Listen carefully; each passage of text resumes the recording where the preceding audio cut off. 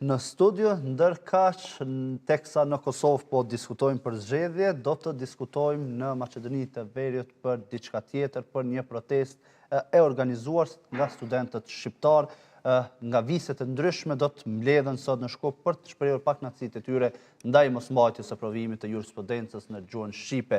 Nga Kosova, padyshim se janë solidarizuar me këtë protestë, janë nisur autobusë me studentë cilët do t'i dalin në krah studentëve të tjerë atje për të kërkuar të drejtat e tyre në një linjë të drejtë për drejtë për diskutuar gjithën këtë, kam studentin Olt Regjepi. Olti, përshëndetje.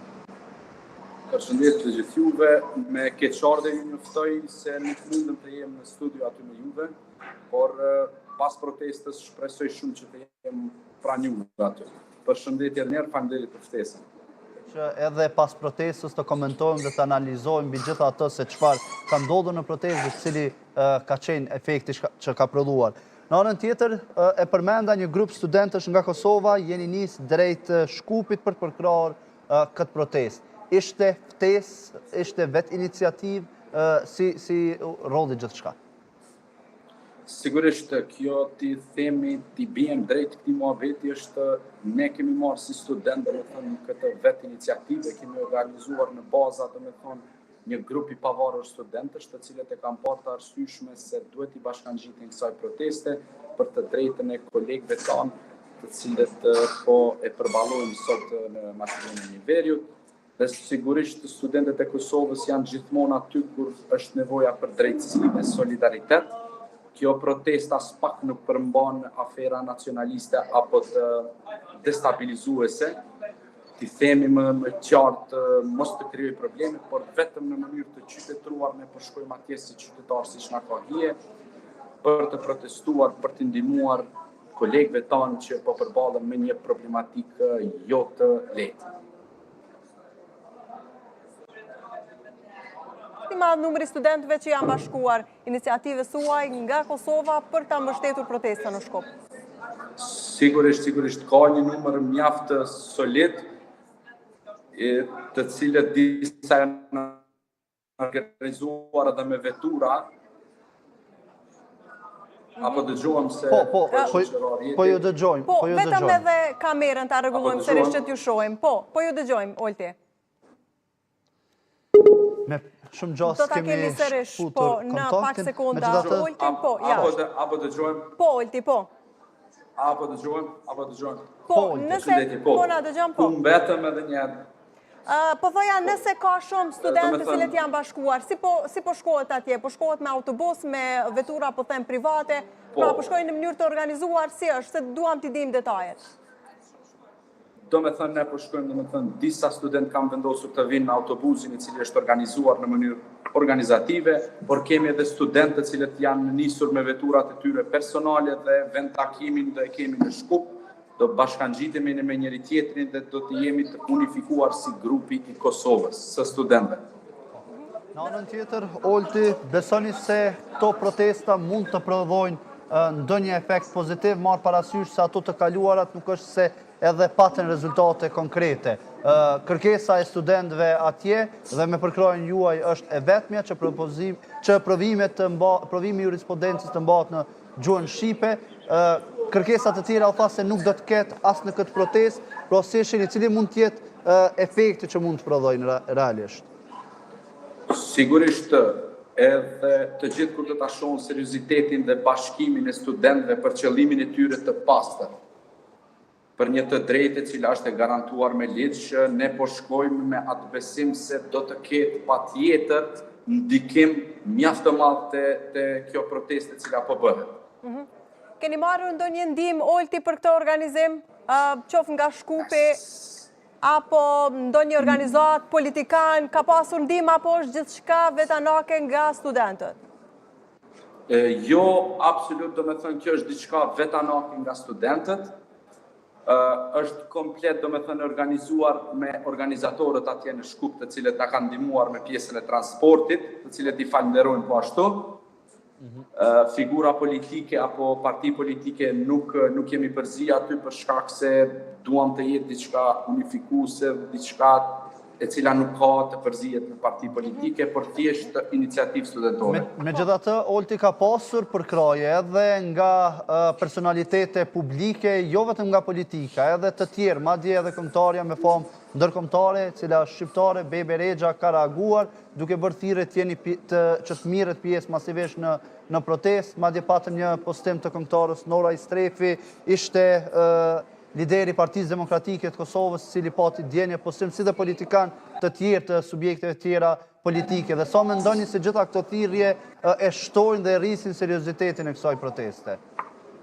Shikoni, kjo protest nuk ka ndasi politike, por është e përbashkët për të gjithë qytetarët. Është e përbashkët për të gjithë ata që mendojnë që kjo po bëhet pa drejtësi.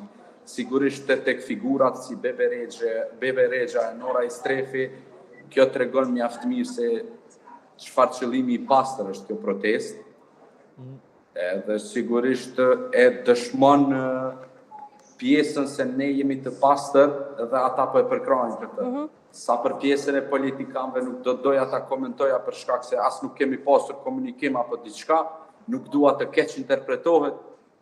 Për shkak se Megjithatë, nuk Olti, besoj që është arsyeshme, po. Po, a ka rrezik që në Maqedoni, po themi edhe nga politikanët shqiptar atje, të cilët sigurisht i bashkohen protestet, të shfrytëzohet kjo protestë e studentëve, që është një protestë të cilët studentët me të drejtë e bëjnë, por që të shfrytëzohet nga politikanët atje. Ka rrezik për këtë?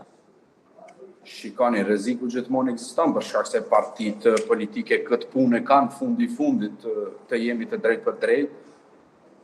Por tani mendoj që politikanët e kanë, si të themi, fushën e tyre ku mund të veprojnë dhe ajo është parlamenti. Dhe besoj që aty e tregojnë veten për ta përdorur protestën, mendoj që nuk është edhe aq e hishme për shkak se kjo është protestë studentore.